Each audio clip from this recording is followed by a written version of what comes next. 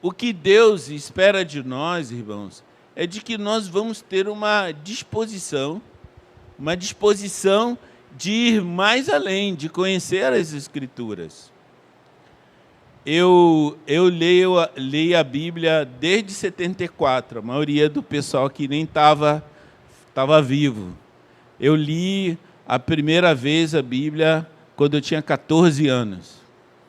E eu li a Bíblia toda. E eu li na velocidade de 380 quilômetros por hora. Mas eu li. E eu fiz uma tabelinha lá. E sabe por que eu li? Qual era o motivo? Ninguém vai vir falar da Bíblia e dizer que já leu a Bíblia toda e vai argumentar comigo. E eu vou dizer, eu não li a Bíblia toda. Então, essa foi uma das motivações para ler a Bíblia. Então, eu peguei e li e falei assim, agora eu vou ser respeitado porque eu já li a Bíblia toda. Não adiantou nada. Lia, e a Bíblia não é um livro que você pode sair correndo, fazendo grandes leituras e achar que você está aprendendo alguma coisa. De vez em quando, depois de todos esses anos, eu leio algum versículo e falo, como eu nunca vi esse versículo aqui? Como eu nunca vi essa palavra aqui? Como é que eu nunca percebi isso? E isso não é uma coisa muito difícil, não. Tem sido recorrente. Várias vezes acontece isso. Eu estou lendo, eu falo assim, mas eu estou lendo aqui uma coisa que parece que eu nunca li antes. Então, a Bíblia é maravilhosa, mas a gente precisa ter um coração de alguém que quer entender o coração de Deus, quer entender o que Deus está querendo falar. E se você parar para perceber desta maneira, você vai encontrar tremendas chaves. E você vai encontrar a catequese como uma grande ferramenta para a gente fazer o nosso trabalho. A catequese é uma grande ferramenta, mas ela não é toda a ferramenta. A gente precisa pegar os textos, ler antes, ler depois, no final, senão a gente vai fazer inferências que a Bíblia não diz. A coisa assim, a oração sacerdotal de Jesus. Tem isso na Bíblia, não? Isso aí foi um cara lá que achou que aquilo era oração sacerdotal. E aí ele colocou lá e a pessoa lê, né? Está lendo. Às vezes eu vejo o pessoal fazendo leitura e falou, a oração sacerdotal de Jesus. Aí começa a leitura. Não, isso aí não... Pois é. Eu não sei como eles arrumaram isso. Então, a gente precisa ter. O líder ele tem que ser apto para ensinar. Ele precisa aprender a ensinar. E você vai aprender a ensinar com as Escrituras, abrindo as Escrituras. Eu dou graças a Deus por ter vindo do meio batista. Rapaz, eu aprendi poucas coisas lá, mas eu aprendi a ler a Bíblia e aprendi a observar os textos. E isso me vale até hoje. Deus me fala muito. Eu abro a Bíblia, eu vejo o Espírito Santo falando.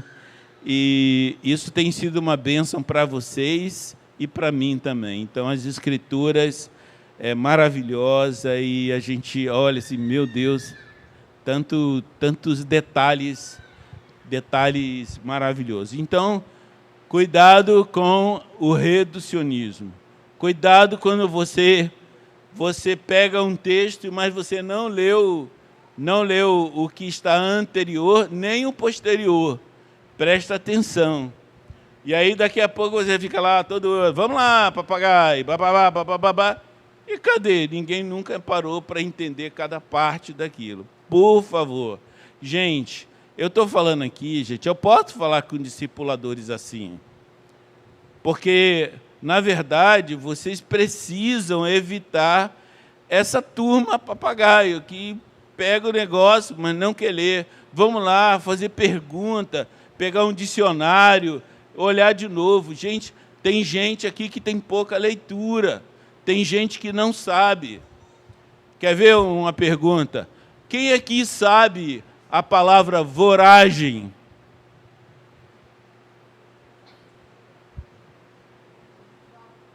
Hã? O significado. Ok. Ok. Alguém aqui sabe o significado da palavra voragem? Aham. Alguém sabe? Mas ela está lá nas Escrituras. Ela faz parte do testemunho de Paulo. Ele disse, na voragem, ficamos 2 dias na voragem do mar. A voragem do mar é um redemoinho, é o encontro de 2 correntezas. E eles não conseguiam sair do encontro dessas 2 correntezas. E eu falava muitas vezes, na voragem, que eu achava que era aquela brisa gelada do mar, e eu tipo, cara, coitado dele, lá na voragem, não tem nada a ver. E, gente, quando a gente encontra uma palavra que você não conhece, consegui, vou fazer igual o Sérgio, consegui achar o negócio que vocês não sabem. Mas, gente, quando você encontra uma palavra desconhecida, o que você faz? Vai para o dicionário, o pai. O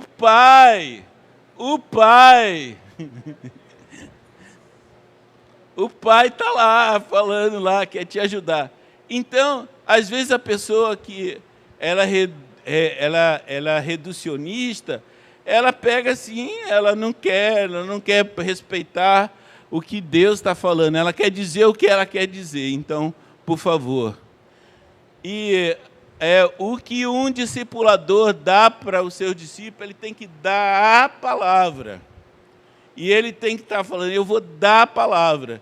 E quando eu der a palavra, o discípulo vai desenrolar. Ele vai em frente. Se você não dá a palavra, você está dando conceitos e conceitos e conceitos sem as Escrituras. Se você não pode ensinar a Bíblia toda, ensina pelo menos o discípulo a perceber a palavra. A gente estava falando aqui, sobre alguém que não gosta de outro dentro da igreja. Cara, para mim isso não existe, para mim isso não acontece. Eu não consigo entender como uma pessoa está entre nós e não sabe o que Jesus falou, amai-vos uns aos outros. Perdoai-vos, suportai-vos. Eu não consigo admitir. Eu nunca consegui admitir uma igreja racista. Ver os americanos lá que tinha uma igreja só de branquinho. Claro, né? Eu não ia entrar numa igreja dessa. Então, racismo, acepção de pessoa, eu não gosto desse, eu não gosto daquele. Está lá nas Escrituras. O Senhor repreende Pedro pela acepção. E quando ele vai falar lá com Cornélio, ele fala assim, Deus não faz acepção de pessoas. Deus não faz acepção. E eu falo assim, só esqueceu de dizer que ele fazia. Deus não faz. Deus não faz acepção. Ele estava cheio de acepção de pessoas. Ele não queria ir lá. O Senhor tem que fazer um milagre, pegar anjo, e mandar a gente ir, e dar sonho, e fazer um montão de coisa, porque esse nosso coração é cheio de coisa. Parece que o tempo que Jesus esteve com Pedro não conseguiu ensinar esse negócio para ele. Aí teve que fazer uma tomada diferente para falar, olha, Pedro, se toca, que você não pode fazer acepção de pessoas. Você não pode. Então não pode haver acepção de pessoas aqui na igreja. Não pode, porque Deus não faz acepção de pessoa. Então, se você está com um problema com alguém, vá resolver. Resolve com ele, trata com ele, mas você não pode ficar indisposto com a pessoa, porque a pessoa é assim, que é assado, e botando ele no tribunal do teu coração. Gente, ser julgado no tribunal do coração das pessoas. A revelia é maldade. Então tem gente que está aqui no nosso meio, que vive com essas práticas. Pegamos a Bíblia. Eu me lembro do irmão iracundo, sempre metido com problema, com ira. Aí o discípulo falou, olha, cara, não sei como é que trata com esse irmão, difícil. Aí, logo que tinha começado o computador, assim, a gente começou a entender como é que fazia. Aí eu fiz uma lista de versículos sobre ira, indignação, aí anotei tudo, aí dei para o discipulador. Aí o discipulador levou lá e falou, chamou o discípulo e falou, quero ler aqui uns versículos com você. Tá. Aí terminou o discípulo, acho que não está entendendo muito bem. Interessante. E aí, como é que foi lá? Estou lá, levou a palavra lá para o discípulo. Eu levei. Pai, acho que não entendeu, não. Próxima reunião de discipulado, mesmo versículo. Aí, de novo. Aí, não houve resposta muito boa. Terceira reunião, lê de novo. Agora lê com ele, devagarzinho. Aí o iracundo ficou irado, né? E aí? Por que esse versículo? Por que tantos versículos que você está mandando? É porque você tem um problema nessa área, você precisa resolver. Entendeu? Não adianta, querido, a gente querer dar um montão de texto e a pessoa tem um problema numa área. É imoralidade, é indignação, é justiça própria. Pega a Bíblia, leia a Bíblia e mostra aqui, querido. Eu queria que a gente lesse aqui junto aqui esses textos. Agora tu falar para ele, olha, você tem que abandonar a indignação, você tem que abandonar a justiça própria. Não vai resolver nada. Ele precisa fazer. O William falou isso aqui. A Bíblia é autoridade. Uma vez que você coloca a Bíblia, você pode dizer, você vai fazer. Aí não é você que está tendo autoridade. Então, como um discipulador pode ajudar, amados?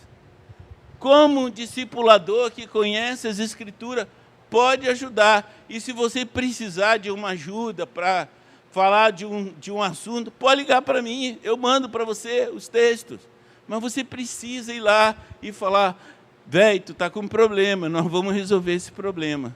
Então, o discipulador, né, o cooperador, que não dá a palavra, está deixando o discípulo na mão. E na hora que você dá a palavra, você tem que dizer para ele, você vai fazer o que com essa palavra? Eu já tive situações com um discípulo que ele nunca resolvia. Eu falei, nós estamos parados lá naquele versículo. O William também já fizemos isso junto.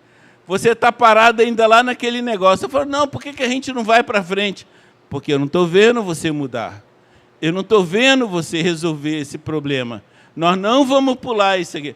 O discípulo está com um problema, nós vamos ficar com ele ali, até ele resolver o problema. Porque isso é dar a palavra. Dar a palavra.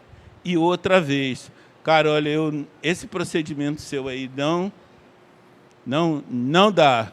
E tem uns textos aqui, vamos ler? Vamos ler esse texto aqui?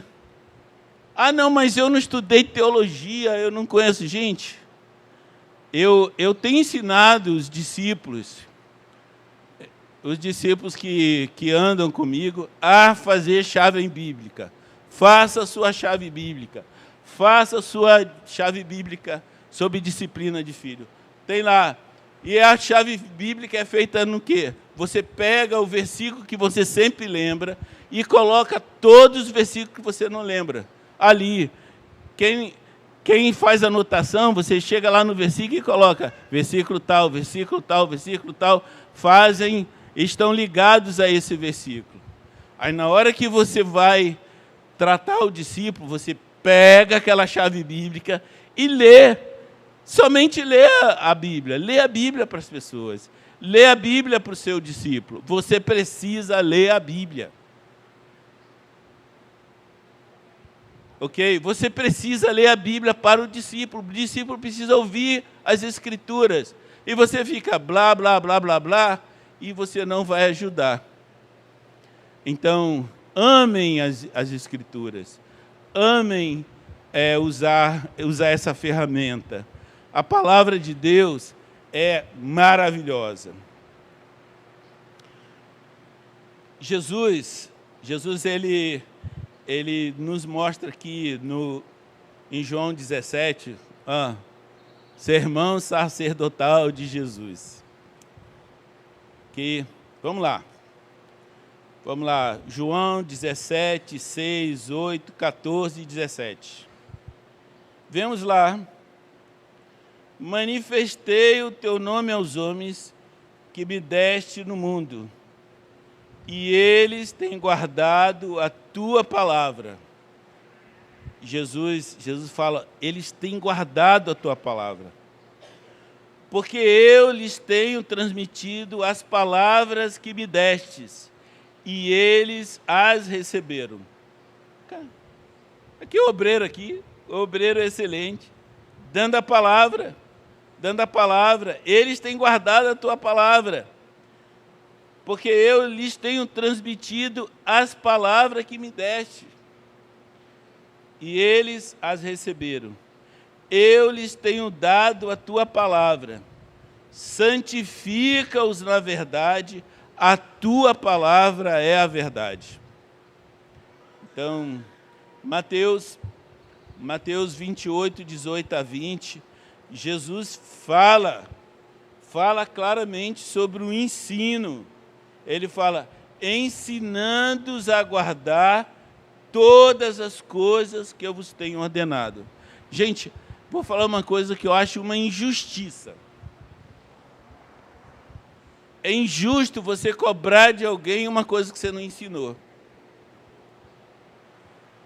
É injusto você falar e confrontar alguém de uma coisa que você nunca ensinou. Se a pessoa está com problema, você tem que instruir. Instrui, ensina, de novo. Vem cá, vamos ler aqui essa Bíblia, vamos ler a Bíblia comigo, vamos ler junto aqui. E você precisa fazer isso, ensinando-os a guardar todas as coisas que eu vos tenho ordenado. Ensinar o quê? O que você acha?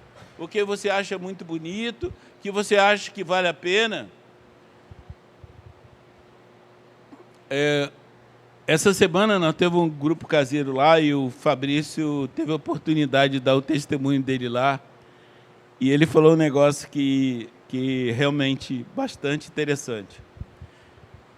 Ele disse que o velho professor dele de medicina disse para ele, todo médico que diz assim, na minha experiência,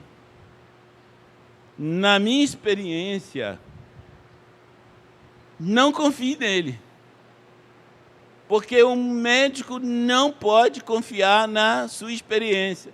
Ele tem que se embasar nas pesquisas, no grosso da pesquisa, até ele poder falar. Então, na sua experiência, cadê o que está escrito? Aonde está escrito isso aí? Onde está escrito, amai-vos uns aos outros? Às vezes a pessoa, gente parece que a gente está falando uma coisa e todo mundo sabe. Mas Jesus diz, novo mandamento vos dou, que vos ameis uns aos outros, assim como eu vos amei. Nisto,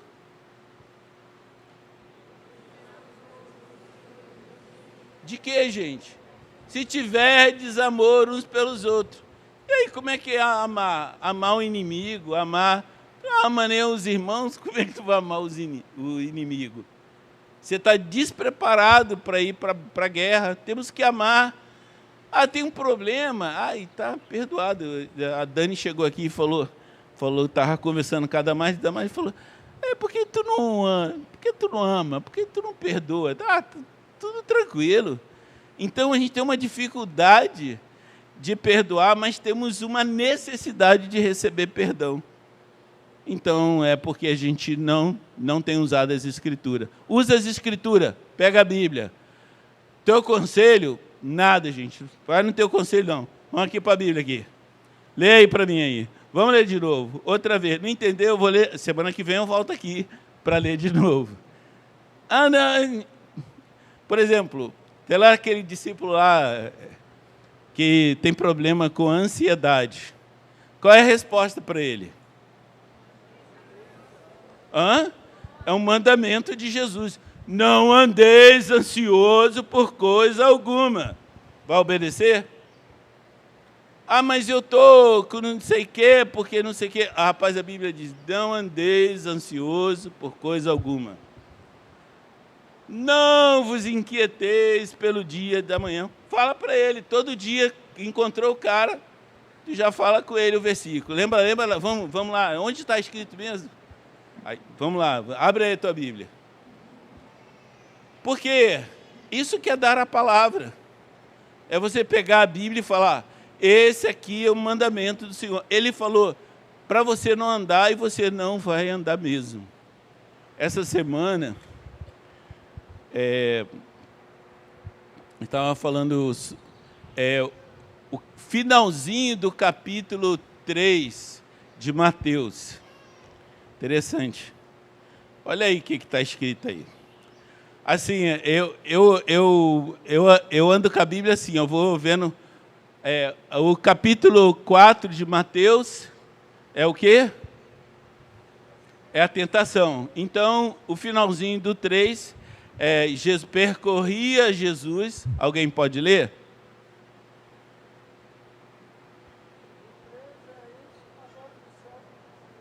Percorria Jesus.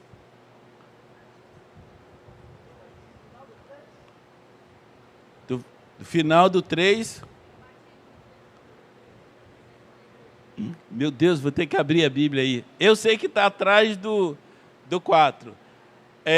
Mateus 4 é a tentação. Lucas também está. Percorria Jesus. Alguém pode ler para mim? Lembra aí onde está?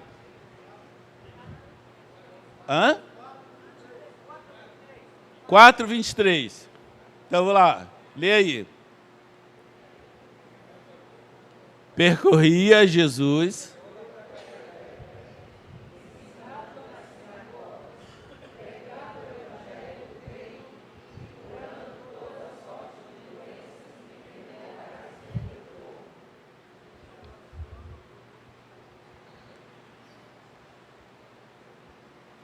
Ricardo, tem uma palavra aí que é um diferencial para nós.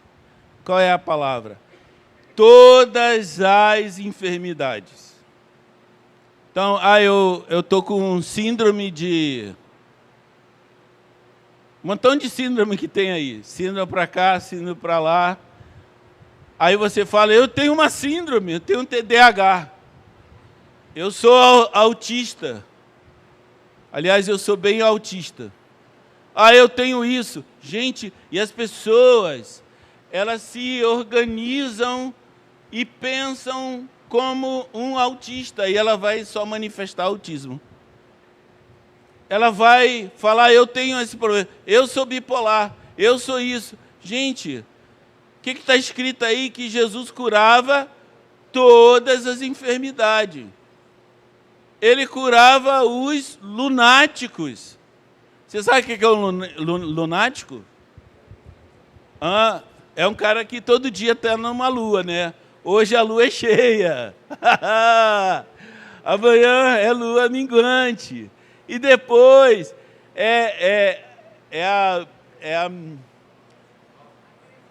minguante, crescente. Tá vendo? Só esse pessoal lá do Peru que sabe esse negócio. Mas está dizendo... Eu falei, não consigo entender essa palavra. Mas se você for lá no dicionário, tu vai descobrir que é pessoas mentalmente enfermas. Pessoas que têm distúrbios mentais. Então agora você fala, não, esse fulano aqui é meu filho, tem um problema, ele é assim, ele é assado. Rapaz, ore por ele. Outro dia uma irmã ligou para mim e falou, cara, eu desmamei, tirei o remédio da menina para dormir, agora a menina não está conseguindo dormir. O que eu faço, Edilberto? O que eu faço, irmãos, com a menina que não consegue dormir? Ora! Impõe as mãos, Senhor, cura essa criança. Rapaz, eu falei, você já orou? Por que você não ora pela tua filha? Aí ela disse, é.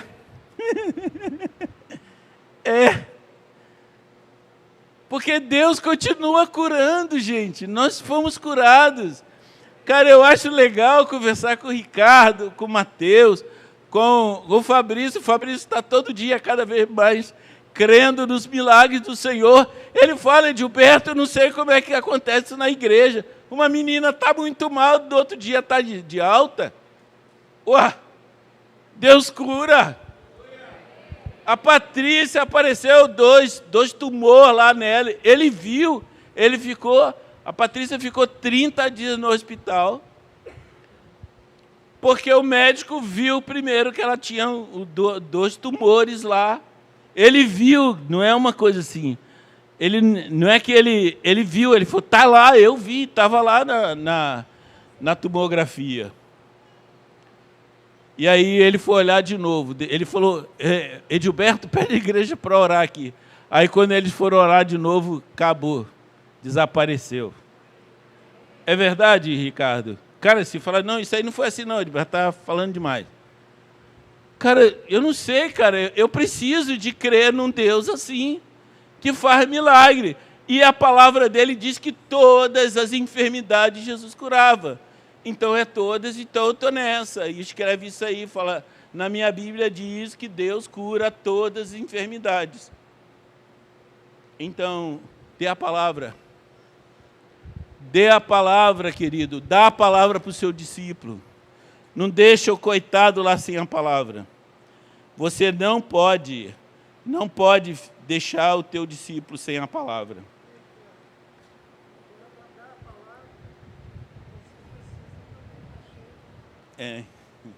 Vamos lá. Acho que agora vocês já entenderam, né? Então, o que você faz? Dê a palavra. A palavra discípulo é machete. Não sei se é assim que fala. Que quer dizer aprendiz. Alguém que está aprendendo. Eu sou um discípulo. Eu nunca vou deixar de ser discípulo. Eu sou um aprendiz. Eu nunca vou deixar de ser aprendiz. Eu chego aqui, eu sento ali para ouvir o William e fico aprendendo com o William. Eu estou aqui ouvindo o William e estou aprendendo com ele. Eu aprendo as ilustrações que ele está dando. Eu estou aprendendo as explicações que ele tem. E eu estou aqui, eu sou discípulo, eu tenho que aprender. Então, isso você precisa dizer para o seu discípulo. Você é um aprendiz, querido. Você vai continuar aprendendo. E não tenha vergonha de ser um aprendiz. Amém? A outra palavra é mestre, que é didásculo. É aquele que ensina, o ensinador, o discipulador. Aí agora inventaram a moda de cooperador. Beleza! Você fazendo, não importa o nome que você diga.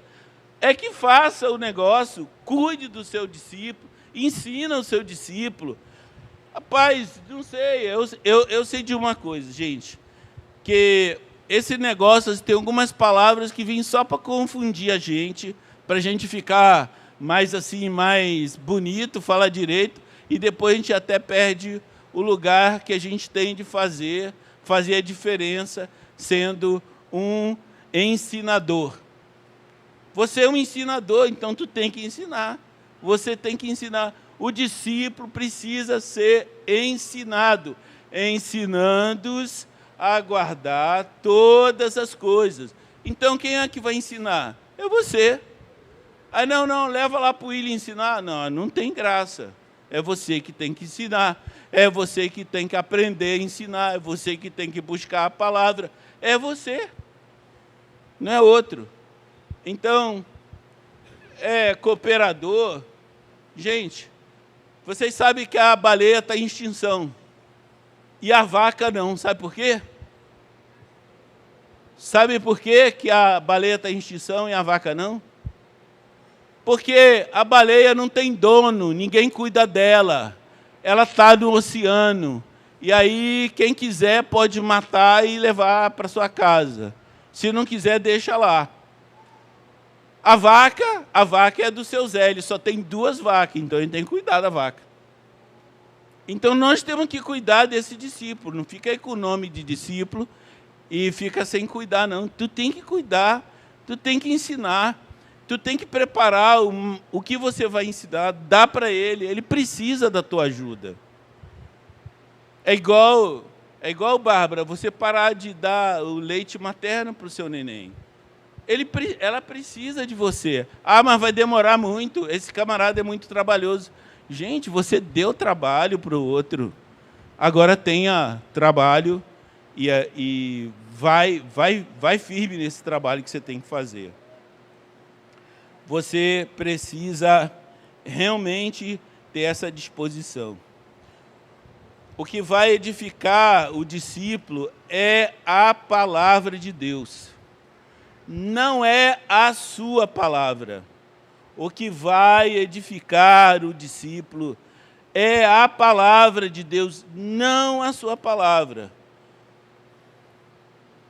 O discípulo não vem atrás dos nossos próprios conceitos e conselhos. Ele vem atrás do conselho de Deus. Ele precisa do conselho de Deus. Essa é a tremenda bênção que a gente tem. Quando a gente fala do reino de Deus, eu vejo... Quando Nicodemos foi lá atrás de Jesus, Jesus disse para ele estava lá cheio de ideia, ele falou, você precisa nascer de novo, senão você não verá o reino de Deus. Você não vai ver o reino de Deus. Claro, como é que ele vai entender o reino de Deus se ele não nascer de novo? Aí Jesus foi falando com ele, aí ele desconversou, levou para o literal, então... eu vou ter que nascer da minha mãe e tal. Jesus nem discutiu com ele. Ele falou, você tem que nascer de novo. Quem é nascido da carne é carne.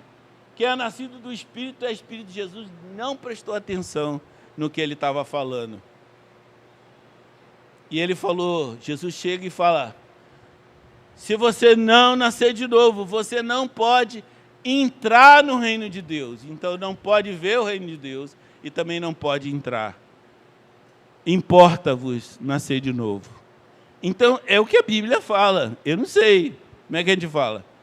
Então o discípulo vem atrás do conselho de Deus, dos valores do reino de Deus, da ideia de Deus para todas as coisas. E você tem que levar a palavra para ele. Amém? A palavra de Deus é diferente da palavra do homem. Gente, às vezes eu me impressiono como uma palavra pega o coração de uma pessoa. E a pessoa fala assim, eu não consigo parar de pensar nessa palavra. Eu falei, por que não consegue parar de pensar nessa palavra? Sabe por quê? Ela vem com a autorização do Espírito Santo. Ela vai confrontando áreas da nossa vida. E eu acho isso maravilhoso. Tem hora que eu não consigo parar de ouvir uma palavra, e a palavra entra com muita força, porque essa palavra vem do Senhor. Ele traz essa palavra. E ele fala, se ninguém estiver ouvindo, se ninguém quiser, se ninguém estiver andando com você, não importa. Eu ouvi de Deus, eu ouvi Ele me falando, faça isso, vamos em frente. Então a palavra entra de um jeito poderoso.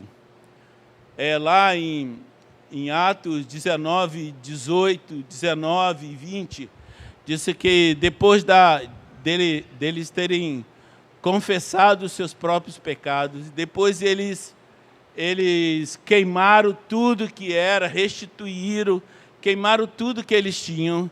Aí lá o último versículo diz, e crescia a palavra, né? Crescia a palavra. Por que a palavra cresce? Porque a gente está obedecendo. A palavra só cresce no coração que obedece. Um coração que pega a palavra. Essa é a palavra de Deus. O Senhor está me dando essa palavra, eu vou em frente. Então a palavra cresce dentro de nós. Então, Jesus é a própria palavra, Ele é o Logos, a palavra de Deus. A palavra produz fé. Aí tem uns versículos aqui, Romanos 10, 17.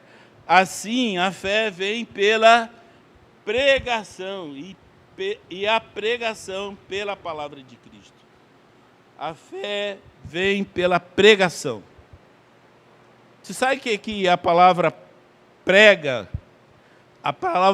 eu não sei se é essa mesma palavra, mas a palavra prega que está lá em 2 Timóteo 4, 2, a palavra prega lá, ela é um negócio assim tão forte, que é querusso, né? É alguém que pega assim e fala assim, você vai fazer. Meu Deus, assusta, né? Essa que é a palavra prega, dando força, dizendo que aquilo precisa ser obedecido. Não a palavra, aí faz o que você quiser, não, é para ser obedecido. Assim, a fé vem pela pregação. E a pregação pela palavra de Cristo. A palavra de Deus, ela vivifica e regenera. Salmo 119, 50. O que me consola na minha angústia é isto, que a tua palavra me vivifica. 1 Pedro 1, 23. Tendo purificado a vossa alma pela vossa obediência à verdade, tendo em vista o amor fraternal não fingido, amai-vos de coração uns aos outros ardentemente, pois foste regenerados não de semente corruptível, mas de incorruptível, mediante a palavra de Deus, a qual vive e é permanente. Amém. A palavra de Deus é criadora. Pela fé, entendemos que o universo foi formado pela palavra de Deus, de maneira que o visível veio a existir das coisas que não aparecem. Hebreus 11, 3. A palavra de Deus, ela é viva e eficaz. Hebreus 4, 12. Porque a palavra de Deus é viva, ela é viva, ela tem um elemento de vida, ela é viva, ela é eficaz, ela é mais cortante do que qualquer espada de 2 gumes. Ela penetra até o ponto de dividir alma e espírito, juntas e medulas, e é apta para discernir os pensamentos e propósitos do coração. Salmo 119, 9. De que maneira poderá o jovem guardar puro o seu coração, observando segundo a tua palavra? Ela guarda para que não pequemos. A nossa estrutura, amados, a nossa estrutura de obra, ela tem poucas reuniões. A gente não tem grandes reuniões. Grande parte da edificação ao longo da vida de um discípulo está nas mãos dos discipuladores. Que grande responsabilidade! Então, às vezes a gente quer trazer lá, vou levar lá para o William, vou levar lá. Cara, você tem responsabilidade de dar a palavra, porque nós não temos uma estrutura, a gente não tem mega templo, a gente não tem ensino pela internet. Poderíamos ter, aí existe ensino, mas depende do discipulador, ele pegar o ensino, ele levar o ensino até o amado. Então, você precisa entender que o seu discípulo precisa ser lavado todos os dias, lavado pela palavra de Deus, tem que lavar mesmo. E eu não sei aqui como é vocês, mas lugar que tem pouca água é muito difícil lavar alguma coisa. Para lugar que você pode jogar água à vontade, não sei se vocês repararam, quando chegou aqui, toda essa quadra estava lavada. O Wellington pegou, lavou, e você não sente poeira, porque foi lavado. Amém? Que bênção, né? Está lavado, isso aqui está bem asseado, a gente não está sentindo a poeira subir, porque foi lavado. E você precisa lavar o discípulo com a palavra. Colossenses 3,16. Vamos junto? Habite ricamente em vós a palavra de Cristo. Instruí-vos, aconselhai-vos mutuamente em toda a sabedoria. Qual é a ordem? É bonito esse versículo, né? É lindo esse versículo. Não, mas é uma ordem. Habite. Você precisa de conectar essas escrituras. Amém? Você precisa. Gente, mas não tem nada mais chato de querer ensinar uma pessoa que não quer aprender. Gente, não tem. Eu vejo o William fala muito isso, o William consegue externar isso. Nunca ninguém chega para perguntar como disciplina filho. Nunca ninguém chega para falar como é que tem que ser a observação. Nunca ninguém vem falar, o William aqui, rapaz, esse tesouro de conhecimento de Deus, cheio do reino de Deus, mas não pode. Ele não pode dar isso para quem não quer. Às vezes eu fico pensando, cara, eu acho que eu poderia ajudar esse irmão. Acho que eu poderia ajudá-lo, ele está com um problema. Mas como dar água para uma pessoa que não quer? Como ensinar um sábio, gente? Como é difícil ensinar uma pessoa que é sabida. Como é complicado. Então a gente precisa ter esse coração que busca. É bonito ver você ter um discípulo que te procura para saber como é isso, como a Bíblia fala. E isso requer, sabe o quê? Humildade. Uma pessoa humilde é fácil de você ensinar ela, mas uma pessoa orgulhosa, ela não tem tempo para você poder ensinar e dar a palavra para ela.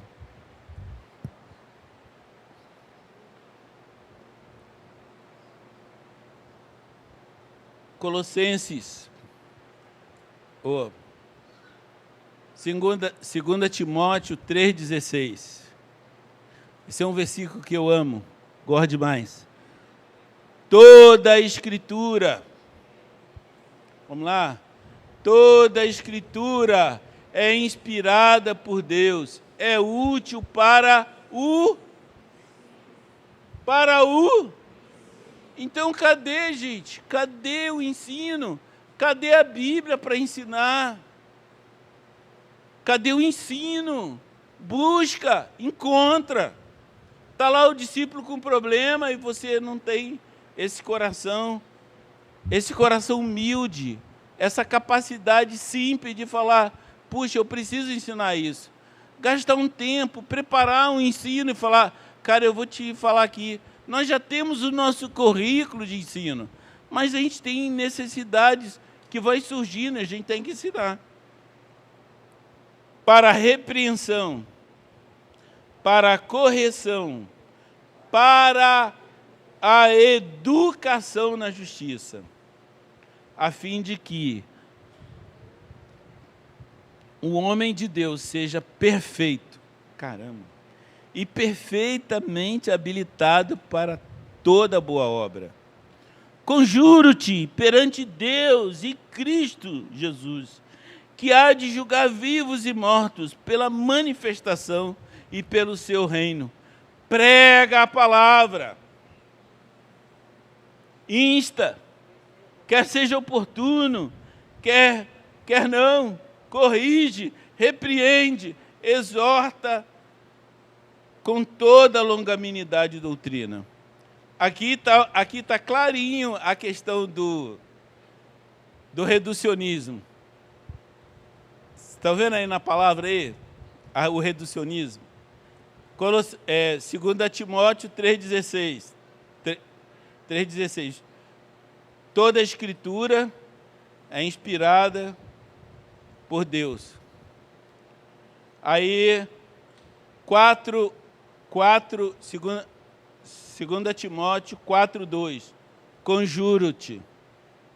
Essa palavra conjuro-te também ela tem uma solenidade, tem uma coisa assim, por favor, faça isso. Por favor, Timóteo, faça isso. Por favor, André, faça isso. Por favor, Luizmar, faça isso. Isso que é conjuro. Por favor, querido, faça isso. Perante Deus e Cristo Jesus, que há de julgar vivos e mortos pela manifestação e pelo seu reino. Vamos lá junto aqui comigo, olha para mim. Prega a palavra. Agora vocês entenderam, né? Prega a palavra. Insta. Quer seja oportuno, quer não. Corrige, repreende, exorta com toda a longanimidade e doutrina. Interessante que o texto está se auto-repetindo. O texto lá está falando que toda a Escritura é para repreensão, para correção, para educação. Aí agora ele fala, agora faça isso. Quer seja oportuno, quer não, corrige, repreende, exorta com toda a longanimidade e doutrina. Com paciência, hein? Cara, tu pega e depois fala, eu estou com paciência.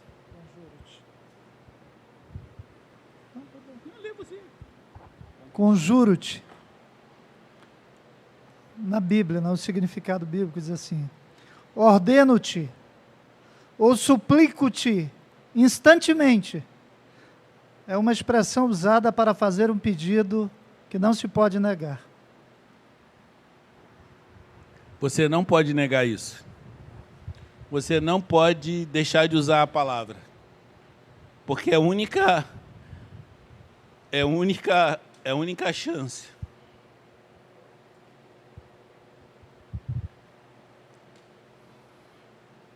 A única chance que eu tenho de morrer e saber que vamos pregar o Evangelho. É a única chance de que a gente vai fazer discípulo daqui para frente. É a única chance de que a coisa vai continuar no caminho. E que vocês não vão acender vela daqui uns dias. E vocês não vão inventar história. E vou fazer um lugar aqui para fazer show. Uma parede preta, um som muito legal.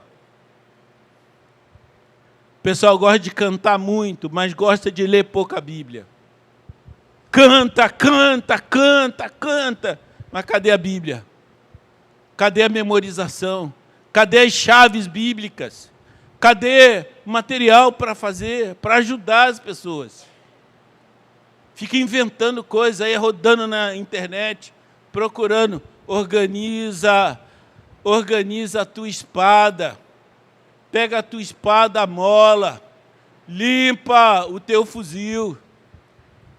Amola o teu sabre. Bora, gente. Nós estamos no trabalho. E a gente não pode ficar sem esse serviço bem feito. Fidelidade. Fidelidade na transmissão. Não inventa. Eu vejo os irmãos com muita dificuldade.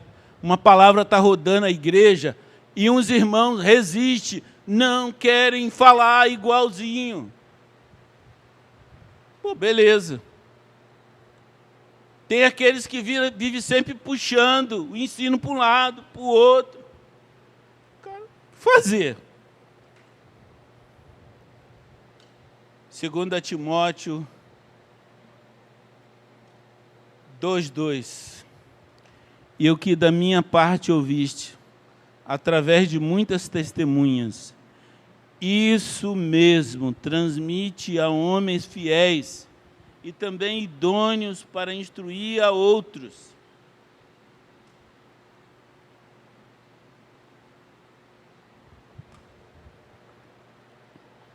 A gente precisa, amados, de homens fiéis e idôneos. Em Provérbio, capítulo 1, acho que é 1:22, diz assim: ó nécios, até quando amareis a necessidade? Sabe o que é nécio? Você sabe o que é um nécio? É um inocente, que não vê nada, que não sabe de nada, que não vê momento. É um bebezão que anda pela rua de fralda. Esse é o nécio.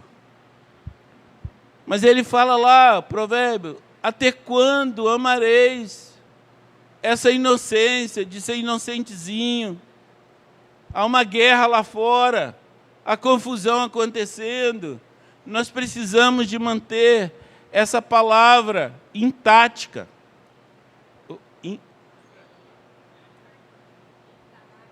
Intacta. A gente não pode variar, a gente não pode mudar.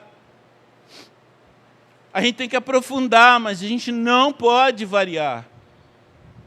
Transmite a homens fiéis. Cara, um pastor, ele tem que ser alguém fiel. Um homem fiel tem um grande valor. Um homem fiel é aquele que vai junto. Quando você erra, ele erra junto. Esse é fiel. Ele anda junto. E essa semana eu fui muito abençoado. Eu vi Israel escrever um texto perfeito. Aí eu não tive de botar ele lá no grupo grande. Cara, que legal. Aí hoje o McCoy me perguntou, cara, que texto aquele? De onde foi aquilo? Foi lá do grupo caseiro, lá do Liberdade, os irmãos estavam falando, e aí ele coloca aquele texto lá, colocou tudo direitinho, tudo em ordem. Que alegria, cara, ele falou tudo muito bem. Como é bom você ouvir uma transmissão perfeita, nítida. Mas tem gente que não escreve nada lá no grupo. Eu não entendo isso. Eu não entendo como uma pessoa não tem nada para escrever. Aí fica lá fazendo os grupos de quadro de aviso. Ah, não, por favor, escreva uma palavra, coloque uma palavra que Deus está colocando no teu coração. Mas não fica colando o versículo e colocando lá aquele texto imenso. mas que não tem profundidade, não sabe o que está falando. Porque a gente tem uma palavra para transmitir. E ela precisa ser dada, e ela precisa de homens fiéis e idôneos para instruir a outros. Então, aqui vemos várias gerações de discípulos. Paulo e muitas testemunhas. Timóteo e homens fiéis e idôneos. Rapaz, essa obra foi feita. Rapaz, não, eu quase nem acredito que Paulo fez tudo isso. Mas ele encontrou homens fiéis e idôneos. Paulo podia ir para um lugar e constituir presbítero, e saber que aqueles presbíteros iam ser fiéis, iam ser idôneos. Amém? Essa cadeia de transmissão, para que ela funcione, deve haver uma característica essencial nesses homens, que instruem a outros. Devem ser fiéis na transmissão do ensino. Esta é uma característica fundamental do discipulador. O discipulador, ele tem que ter isso como algo fiel. Ele é uma pessoa que fica ali naquilo que ele aprendeu. Isso quer dizer que o discipulador não pode nem acrescentar, nem subtrair nada do ensino que recebeu. Deve transmiti-lo totalmente fiel e completo. Esse princípio é o que assegurará que a verdade da doutrina não se perderão ou diluirão após as várias gerações de discípulos. Não podemos abrir mão desse princípio. Se cada discipulador subtrai 10% daquilo que recebeu, após várias gerações, não terá sobrado nada da verdade e da doutrina. Amém? Pega a doutrina. Está aqui. Os discipuladores devem ser autênticos, não originais. A gente quando vai tirar uma cópia, acho que está ficando alto. Quando a gente vai tirar uma cópia de um documento, a gente autentica, mas esse documento não é original. Você aguenta ser cópia? Você aguenta ser cópia do tio William? Não é mesmo? Quando eu e o tio William partir, como é que vai ficar essa igreja? Vai ficar na mão de quem?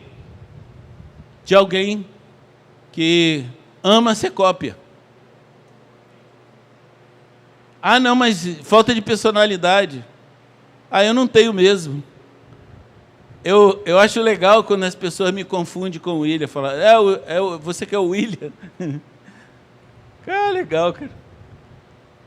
Porque nós somos o quê? Nós estamos aqui 2. A gente está junto. Dificilmente eu vou divergir do William em alguma coisa. Na doutrina nós somos aqui, ó.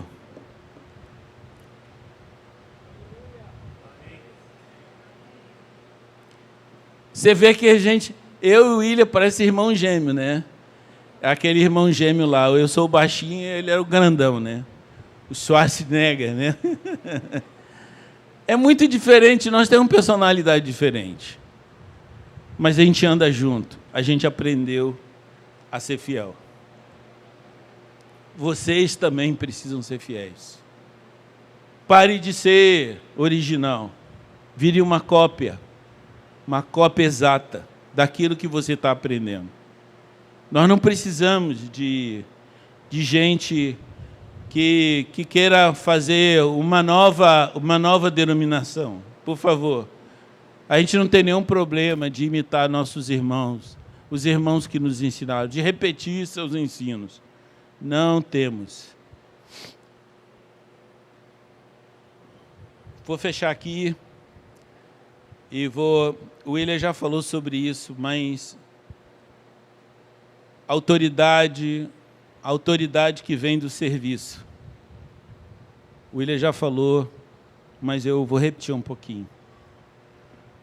Mas Jesus, chamando para junto de si, disse-lhes: sabei que são considerados governadores dos povos, têm-nos sob domínio. Sobre eles e os seus maiorais exerce autoridade. Mas entre vós não é assim. Pelo contrário, quem quiser tornar-se grande entre vós, será o que sirva. E quem quiser ser o primeiro entre vós, será servo de todos. Porque o próprio Filho do Homem não veio para ser servido, mas para servir e dar a sua vida em resgate de muitos. Tem um lugar aqui para você ser um grande homem. Você precisa servir, você precisa de seguir esse modelo. O modelo de autoridade no mundo é um modelo todo corrompido. Mas o Senhor nos ensinou que é lavando os pés dos discípulos que a gente encontra esse lugar maior. De vez em quando aparece alguém aqui querendo servir, mas não é muito comum, porque quando alguém está servindo, o outro fala assim: aí, está querendo ser grande, está servindo. Está querendo aparecer. Interessante, né? Água quente vai ficar água natural. O que está congelado vai virar água normal. Porque tudo se organiza pela maioria. Se todo mundo ama o serviço, se o serviço é algo muito mais forte no nosso meio, a gente vai ficar como uma igreja de discípulos.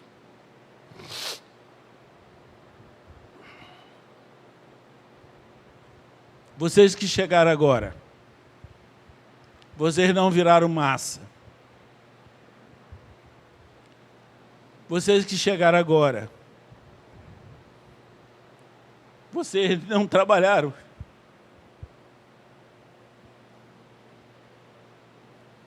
Aqui até 1h da manhã.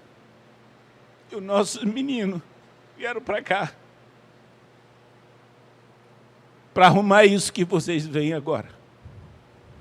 Aquela grama lá foi plantada graminha a graminha. E quem não viu isso, sabe que isso foi feito.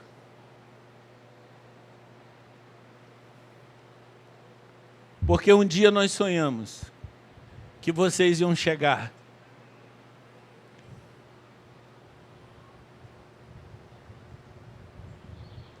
Um dia nós sonhamos que os nossos netos iam poder andar de bicicleta aqui. Que aqui ia ser um lugar para todos. Isso é serviço. Isso foi uma loucura que fizemos. Entregamos nossas vidas. Então, fica com essa frase: pois o próprio Filho do Homem não veio para ser servido, mas para servir e dar a sua vida em resgate de muito. Estava falando aqui para o Diego. Deus não exige sacrifício de ninguém. Deus não exige sacrifício de nenhum dos seus filhos. Deus não nos convida ao martírio. O martírio é para aqueles que oferecem. se oferece. É para aqueles que se entregam. Mas quem quer ter uma vida boa vai andar segundo aquilo mesmo que acha, com seus planos, com seus sonhos, com seus projetos. Enquanto isso, o mundo perece. Enquanto isso, as pessoas vão para o inferno todos os dias. E a gente não tem como salvá-los. Senão, todos nós nos unirmos para fazer isso. Deixarmos nossas coisinhas, os nossos gostos e preferências. Não gosto disso. Eu acho que nenhum discípulo tem que ter gosto e preferência. Ele tem que gostar de amar as coisas do Senhor. Esses gostos e preferências eu abomino, eu não gosto disso. Eu acho que todo discípulo tem que estar pronto para ir para qualquer lugar, qualquer hora, em qualquer momento. O discípulo que tem hora para dormir tem que repensar as coisas, porque eu não tenho hora para dormir. E o outro dia eu tenho que acordar, e eu tenho que levantar de novo, e vamos embora. E é isso que é um serviço, é essa que é a entrega. Você que é cheio de mania, pode parar com as suas manias. Nós não temos tempo para isso. Eu não sei porque o Senhor está nos chamando. Hoje de manhã cedo, ontem à noite, o Ailton estava me falando de um sonho que ele teve. Ele falou: Edilberto, eu estava aqui, eu tive um sonho meio perturbador. E tinha muitas máquinas grandes e pesadas aqui. E elas estavam fazendo um serviço grande.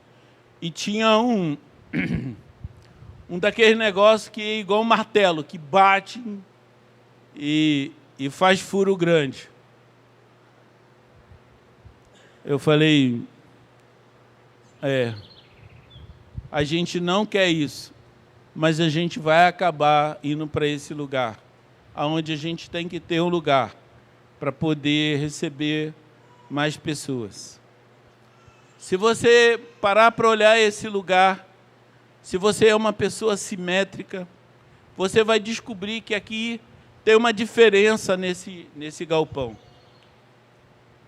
Porque o galpão, ele ia chegar só até aqui, nessa pilastra aqui. Você pode olhar que aqueles de lá são maiores do que esses, são de 4 em 4 metros. Se você olhar o piso, você vai ver que ele tem um corte esquisito. Que quando a gente era muito pequeno, a gente falou, acho que é melhor a gente aumentar um pouquinho, porque a gente vai crescer. E aí a gente cresceu 10 metros para lá e 5 metros para lá. E hoje a gente vê aqui o pessoal que chega atrasado. Não tem lugar para sentar. Santo problema. Mas o nosso dinheiro serviu para abrigar e para abrigar vocês hoje aqui. E um dinheiro que ia ser jogado. Muito aqui ia jogar nessas loterias. Outros iam fazer esses investimentos maravilhosos que dão prejuízo. Mas a gente preferiu investir no reino de Deus. Parece que é uma maluquice, mas aqui nós estamos. Nós estamos aqui, debaixo desse lugar. E não é o lugar mais confortável, mas é o lugar que Deus nos deu para a gente poder fazer esse trabalho. Mas lá fora tem uma multidão que vocês vão encontrar. E o William falou uma coisa muito séria. A igreja vai crescer nas casas. E se você não quiser servir, você não vai abrir sua casa. Eu falei aqui um negócio que para mim é um conceito que eu tenho. Talvez você até diga que não eu não concordo. Não tem problema. Quem abre a casa são as mulheres. Porque para ela fica a confusão. Para ela aumenta as louças. Para elas aumenta o chão para limpar. para ela sobra mais café, mais lanche. E o serviço nunca termina e nem fica pouco. Se a gente vai ser uma igreja, a gente tem que fazer igual Jesus. Eu não sei o que os irmãos lá estão fazendo. Eu não sei o que os irmãos de Salvador estão fazendo. Eu não sei o que os irmãos do Rio de Janeiro estão fazendo. Eu não sei de nada. Eu sei que nós temos um serviço para fazer. E a gente vai fazer o que o Senhor mandou.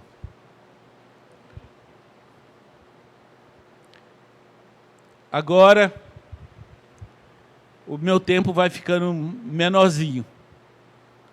Ainda estou com muito boa saúde nos 65. Mas nos próximos 15 anos eu vou chegar nos 80. E eu sei que não vai ser assim todo o tempo. Mas eu preciso confiar na transmissão. Que verdadeiros homens de Deus, gente formada no caráter. Porque se você não tem um caráter formado, você não vai poder cuidar de vidas. Você não vai poder realmente estar na frente dos irmãos. Você precisa resolver os seus problemas. Isso que é fidelidade. Nós vamos ser fiel no pouco. E o Senhor vai nos colocar no muito. Não porque a gente precisa ser alguma coisa para mostrar alguém. Não tenho a menor. Nem eu, nem o William nunca tivemos isso. Nós não somos megalomaníacos. Tenho certeza disso. Nunca pensei que nós íamos chegar a ter um grupo de discipuladores tão grande. E não está todo mundo aqui porque tem mais gente que precisa vir para cá. Mas esse lugar precisa ser cheio de discipuladores. Gente que vai abrir. E sabe quem vai dizer para eles que esse negócio é importante? É você cuidando deles. É você, eu estou te preparando aqui, porque daqui um dia você vai ter que cuidar de vidas. Pega o seu currículo, pega a sua palavra e vamos lá. E vamos trabalhar junto. Não, nem falei do nosso currículo. Era o nosso próximo alvo. Mas a gente tem que mudar o nosso coração. Muito obrigado por você nos apoiar. Muito obrigado por você estar vindo aqui e confiar na gente. Mas lembra que não existe nada sem sacrifício. Deus não exige o sacrifício de vocês. O sacrifício, Ele espera que a gente assuma. Eu vou assumir o sacrifício. Se ninguém vê, eu vejo o que tem que ser feito. E se ninguém quiser se preparar, eu vou me preparar para isso. Eu vou me preparar na palavra. Eu vou dar a palavra para um discípulo. Eu vou cuidar dele como se cuida de uma criança. Eu vou fazer aquilo que é a vontade de Deus. Dar a palavra. Esse é o nosso grande projeto. O discipulador tem que dar a palavra. Vamos lá. Cuidado aí com sua Ferrari a 380 quilômetros. Faça caminhadas a pé e tu vai ver muita coisa que você não enxerga em muita velocidade. Observe com um dicionário cada versículo, cada palavra que você não entende. Ela é muito importante para nós. Confiemos no Senhor e nessa direção que Ele nos dá, de fidelidade, de fazer como Jesus deu a palavra. Ele é o nosso exemplo, Ele serviu e nós precisamos fazer isso também.